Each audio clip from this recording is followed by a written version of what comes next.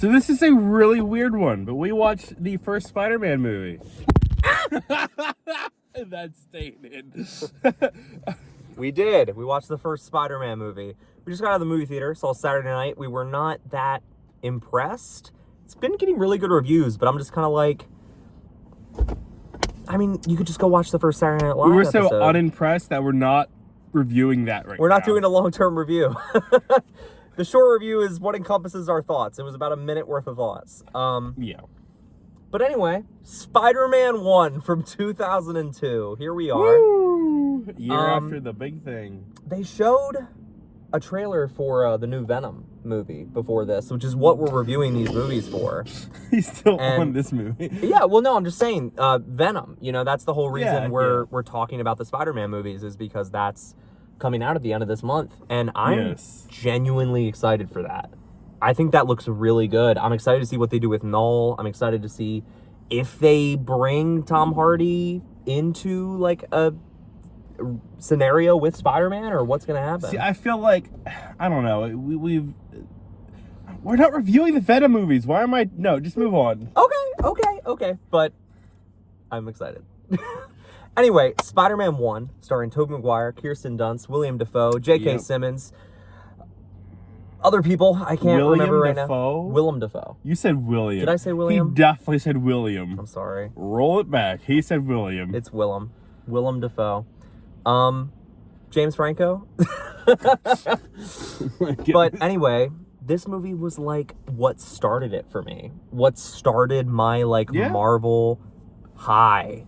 You know, like it really is. Like That's how he described it. This is what got me into superheroes, man. Was this Spider-Man 2 and probably like Michael Keaton's Batman movies. Really? Yeah, I used to watch those a lot. Really? And the Superman Christopher Reeve movies. But like these three, it was Superman, Batman, and Spider-Man. Those were like, you know. So you are leaning more towards DC.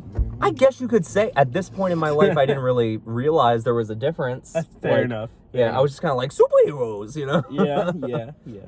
But Ben, what are your thoughts of Spider-Man? I'm not even gonna bother saying the story. Everybody knows the story of Spider-Man. Yeah, I was gonna say this isn't like a review that people are like looking up. It's an old movie. Yeah, I just want to know what it's over 20 years old. What you think of it? I think it is a fantastic movie, but every single person in there is nowhere near a high school student. No, and they're all like 30-year-old high school students. And that's been said like countless times. I know, that's what makes it so funny. It is really funny. I think the guy who played Flash Thompson was like 28 whenever he was doing it. Oh my goodness. And it's like, oh my gosh. I love like we could point out all like different like flaws. Like what the scene with the lamp, how the lamp just reappears. Yeah. When he webs it and like it breaks and then it just like it's there. Then and I was the part with like he like swings for the first time and the air conditioner is like on the crane. Like the air conditioner kept like switching positions every time it like would transition back, and I was just like, oh, I mean, yeah, this definitely isn't real. Like, yeah, that would happen. But there's so many fun moments in this movie. The whole balloon fight with like the Osborne Day parade and stuff is just great. This man failed so hard on quoting that line.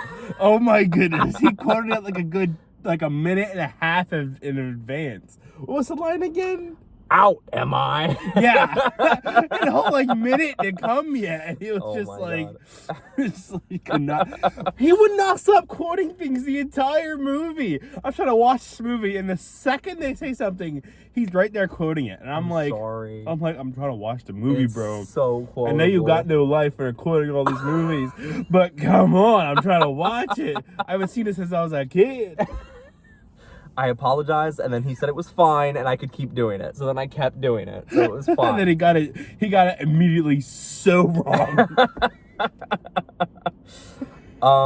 But I mean, okay, this goes without saying. Willem Dafoe as Green Goblin, fantastic, great. Okay, here's the thing. This might be because this is the first Green Goblin that I know. I feel like that's the best Green Goblin, not just like some dude in like, you know, like latex, you know. Green Goblin, he just has like a cap and stuff on. He's not like in an armored pilot suit. I feel like if they did the latex costume right, like with the mask and stuff, it would look great. and it's great for the comics, but this for live action just works for me. And it's probably because I grew up with it, but like, it's fantastic. And I also have to mention Tobey Maguire as Spider-Man. I feel like he is the best Spider-Man. Like, this has been said multiple times too, but people didn't do this before. Like, didn't get into shape like that before. Like, this guy was ripped. In that shirtless scene where he first, like, wakes up after getting bit by the spider and he's like, oh, that's real? That's real. Dang. He did that. Dang. And I was like, man, props to you. Like, people before, like, you know, they never showed, like, Christopher Reeve shirtless or, like, Michael Keaton shirtless and stuff. It was like, yeah, they look buff in the suit, but it's all the, like, fake abs. That was real. Like, Tobey Maguire really worked out that hard to get there. Bat nipples, you know? Yeah, man. Those nips were fake. Tobey got real nips. He did. But I will say in this one, I feel like Kirsten Dunst as Mary Jane is kind of flat compared to like 2 and 3. I feel like she does better. She felt like a caricature instead of a character, if that makes sense. You know, she was like, you know, generic, you know, girl that you fall in love with that has daddy issues, you know. Exactly. She did. She goes out with the jock, you know. It's like, oh yeah, this is like how many like stereotypical girls? It's like exactly very much a stereotype. But I will say, I know James Franco has done some stuff that's like not great recently, but I think he's really good as Harry Osborn. I like him as Peter's friend. I feel like he plays the good, like, rich kid, like, you know, not that smart, but like just kind of friends with Peter. I feel like he does a really good job. Yeah. And you can understand his anger at the end when, you know, Peter doesn't tell him that his father was the Green Goblin. Like, him just thinking that, oh, Spider-Man killed my father. And, like, you know. Yeah. You can understand the anger. Yeah, definitely. I feel like Tobey Maguire as a Spider-Man, it's one of those things where I love him as Peter Parker. Mm-hmm. But as Spider-Man, he just doesn't have the same quippiness. Yes. He's just not as, like... And I wouldn't define Spider-Man as being very... Not arrogant. What's the word I'm looking for? Just, like... The word just left my vocabulary. But I can't think of it. It's fine. I think I know what you're saying. So for me, Tobey Maguire... Confident! That's the word I'm looking for. He doesn't seem to have the same amount of confidence that every other Spider-Man iteration I've seen.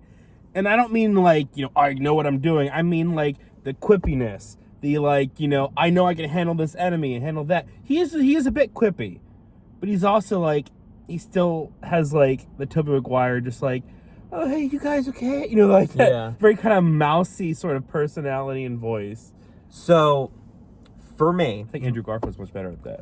For me, I'm about to get to that. For me, my favorite Spider-Man is Tobey. My favorite iteration of the character, Spider-Man Peter Parker is Tobey. That's what I'm getting to. I think the best Peter Parker is Tobey Maguire.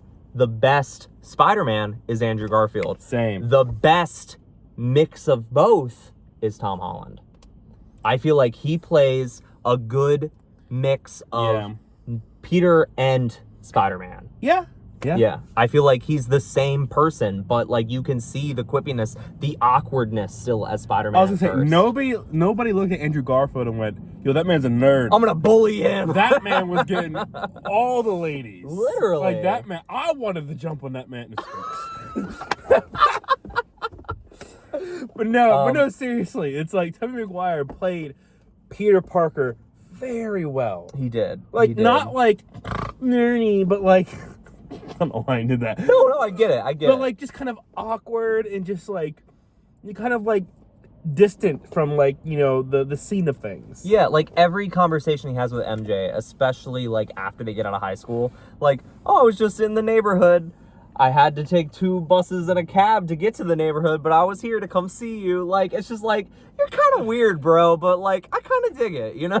This movie definitely had like, you know, like early 2000s, like why, like just leaps of logic. Like, why was everybody so mean to Peter for no reason? Exactly. Even the bus driver was mean to Peter for no reason. So another character I have to bring up, Aunt May and Uncle Ben. Perfect casting. Aunt May is perfect. I thought you said Aunt and Man. No, Aunt May. My brain went Aunt-Man. like, what the heck? Aunt May, this is the most perfect iteration of Aunt May. It will never top Rosemary Harris playing her. See, I feel like she enters grandma territory. She needs to be a little bit younger. Just a little bit. But in the comics, she's old as heck, man. Like, I mean, she looks exactly like her. It's always that old in the comics. But I get it. It doesn't feel like an aunt. It does feel like more like a grandma. I mean, just like slightly younger. Not like, like what's her face in the MCU younger. God, what's her name? Like in between. Marissa Tomei. Yeah. But yeah, I don't know. She seems just like too much in the grandma level. I love her. I think she's the perfect iteration. And then Uncle Ben too, man. I mean, don't get me wrong. I love like the character. Like, I'm obsessed with like hug Aunt May. Yeah. Like, oh my god. And I love how she fights Norman like, no, don't touch my casserole. Will you do the honors?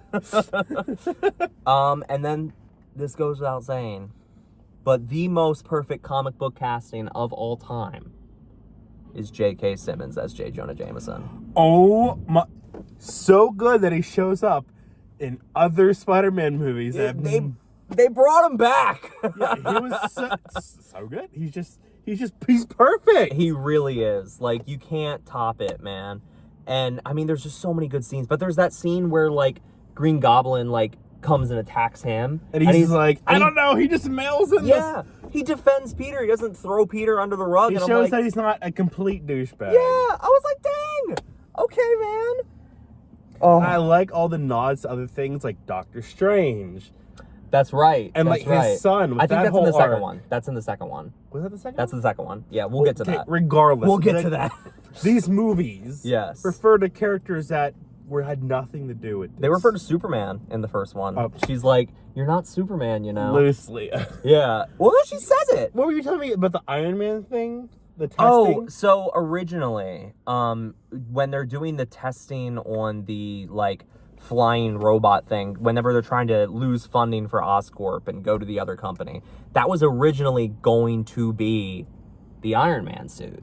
Like Stark Industries. Yeah, it was going to be like a Stark Industries thing, and then Sony realized they didn't have the rights to that, so they kind of lost it. But I always thought that was interesting. I was like, man, okay, that's kind of cool that they at least thought. They also thought, I didn't tell you this earlier, they also thought of originally having a cameo from Hugh Jackman's Wolverine at the end, like kind of like an end credits kind of thing, but before the credits, just as like a little tease that they were in the same universe, but then they couldn't. Yeah. This funny fact, actually, they couldn't find the costume. That's why? Yeah, he was there didn't even on need the a set. Costume. No, I know. But at that time, they had only done the first X-Men movie. That was it. So they were like, oh, we can't find the costume. I guess we'll just scrap it. But the man wouldn't even needed a costume. He wouldn't have. Not now. He could have just went ching and that was it. Yeah, exactly. Or just be like, what's up, bub, or something. I don't know. But hopefully, fingers crossed, we'll see Tobey Maguire and Hugh Jackman interact in Secret Wars. So I know this movie is like slated to be like trash. What? But the oh my goodness. What's with my like memory today? I don't know. The Craven movie. Oh. I saw a trailer I'd never seen today in the theaters, and I was like, this trailer actually makes it look kind of good. So I really hope that it's at least okay. So for that, a little preview, whenever that gets around to coming out in December, we're going to watch the Amazing Spider-Man movies in preparation for Craven. For some reason, just because it's Spider-Man and they all intertwine. So... But Ben's never seen Amazing Spider-Man 2, so I'm... Oh no, that's a different rhino. It doesn't tie into anything, does it? No, Does it tie into Venom first, or is it its own separate thing? Who's to say anymore with Sony? They don't freaking know what they're doing. Because it doesn't tie into this Amazing Spider-Man because it's a different rhino. No, I know. It's just Spider-Man related characters, so I thought we'd watch the Spider-Man. It gives us an excuse to go back and watch these movies. Yeah. And especially with Amazing Spider-Man 2, with you never seeing it. So... That's true. Yeah. But anyway, I'm ready to rate it, if you are. are. I don't know this. Okay. So I'm going to go first. This movie does have some things that have aged kind of poorly. Fight Has some nostalgia. CGI Fight that, you know, nostalgia. I know. It has some CGI that's not great, has some scenes that just don't really add up, some things that just don't, you know, it's not perfect. But it's pretty much perfect to me. So, that being said, I'm going to give it a 9 out of 10. Wow. 9. It's great. Okay. It's a great movie. So I'm the kind of person that can watch absolute trash and know it's trash. I'm not saying this is trash. I'm just giving you a pretext to what I'm thinking. I think it's a 6. What? The acting was very like, okay, that's cheesy. Some of the things were very cheesy. Maybe I am nostalgia. Maybe it is. But for me... Don't get me wrong. It's nostalgia a 9. has me like... Nostalgia wants me to say it's like a 9. But objectively, as just like a movie. Not as like, oh, it's Spider-Man! Which is like a movie. It's a 6. But it doesn't mean I don't... That doesn't mean that I don't love it like it's a 9. Okay. I will wine, dine, and marry this movie. Doesn't mean it's not ugly. But I love it. Okay. Well, I guess I don't appreciate that rating too much, but I'm just going to have to go with it. It's good in the bedroom.